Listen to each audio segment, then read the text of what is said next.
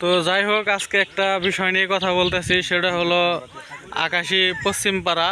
এই যে রাস্তার খুব বাজে অবস্থা, এখান দিয়ে হলো ঘোড়ার গাড়ি যায় এবং কি ঘোড়ার গাড়িতে যায় নিয়ে প্রচুর হয়ে গেছে, রাস্তার ক্ষয়ক্ষতি হয়েছে। তো আমরা কিছু যুবক যারা আছি তারা মোটামুটি আপাতত একটা উদ্যোগ নিছি যে এখান দিয়ে আর গাড়ি ঠাড়ি না গেলে ভালো হইব।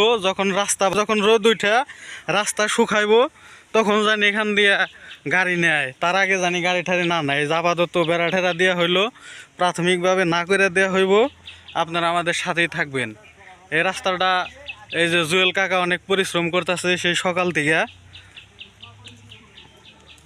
তো দেখা যাইতেছে যে রাস্তার এমন দুর্গতি, এটা পাকা পাকা হইলে অনেক ভালো হইতো। তো পাকা না হইলেও ইটের সোলিংটা হইলে অনেক ভালো হইতো। তো যাই হোক, সবাই আমাদের সাথে থাকবেন এবং রাস্তাটা জানি পাকা হয় সেই সুবাদে কাজ করবেন, লাইক কমেন্ট শেয়ার। রাস্তার খুব খারাপ অবস্থা, এই যে তাহিরি অনেক কষ্ট করতেছে সেই সকাল থেকে। এই রাস্তাটা কর্তৃপক্ষর নজরে গেলে পাকা করে জানি দেয়, আমরা সে আশাই করি।